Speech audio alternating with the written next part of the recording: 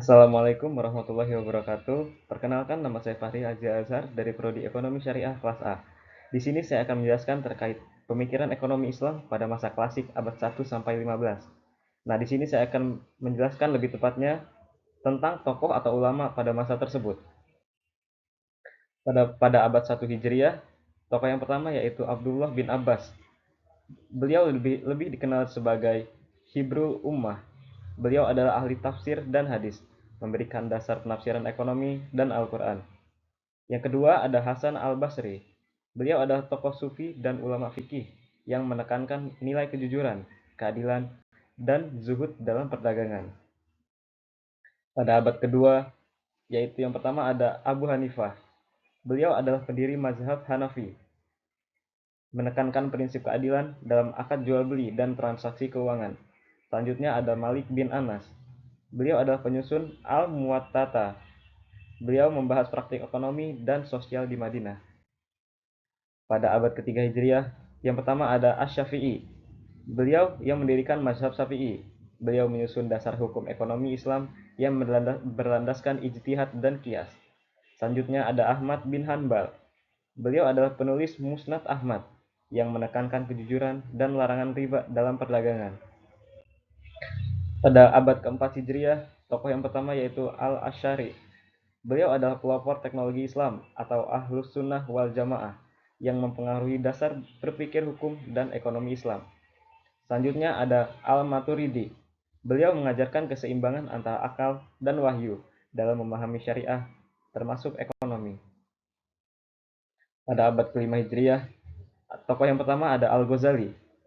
Dalam Ihya Ulumuddin, menulis konsep etika bisnis, keadilan, dan keseimbangan dunia akhirat. Selanjutnya ada Al-Juwaini. Beliau adalah guru dari Al-Ghazali yang mengembangkan teori maslahah dalam hukum Islam. Pada abad ke-6 Hijriah, tokoh yang pertama yaitu Ibnu Al-Jauzi. Beliau adalah penulis produktif yang membahas etika ekonomi dalam karya tafsir dan sejarah. Selanjutnya ada Fakhruddin Al-Razi. Beliau yang membangun hubungan antara ilmu rasional dan syariah dalam tafsir dan filsafat. Pada abad ke-7 Hijriah, yang pertama ada Ibnu Taimiyah.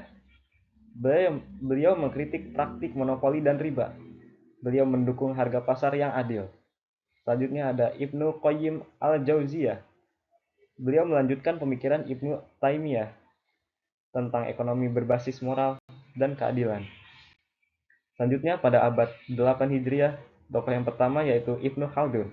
Beliau adalah penulis Muqaddimah yang dianggap bapak ekonomi dan sosiologi Islam. Teori siklus ekonomi, pajak, dan pembangunan sosial. Selanjutnya ada Al-Makrizi. Beliau membahas inflasi dan krisis moneter di Mesir, konsep uang, dan nilai. Selanjutnya pada abad 9 sampai 10 Hijriah. Tokoh yang pertama ada Jalaluddin As-Suyuti. Beliau adalah ensiklopedis Islam yang membahas aspek sosial dan ekonomi umat dalam karya tafsir dan hadis. Selanjutnya ada Az-Zakashi.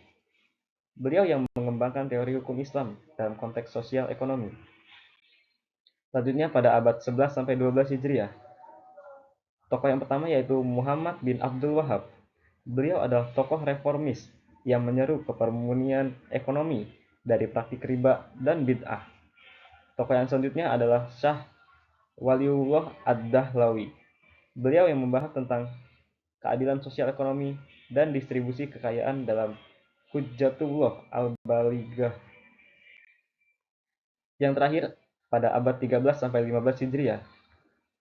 Tokoh yang pertama yaitu Muhammad Abduh. Beliau adalah tokoh pembaharu Mesir yang menekankan ijtihad ekonomi modern dan pendidikan. Selanjutnya ada Rashid Ridho. Beliau melanjutkan pemikiran Abduh yang mendukung sistem ekonomi Islam yang bebas dari kolonialisme dan riba. Yang terakhir ada Sayyid Qutb. Beliau yang mengembangkan teori ekonomi Islam yang berbasis keadilan sosial. Sekian penjelasan dari saya. Kurang lebihnya saya mohon maaf. Wassalamualaikum warahmatullahi wabarakatuh.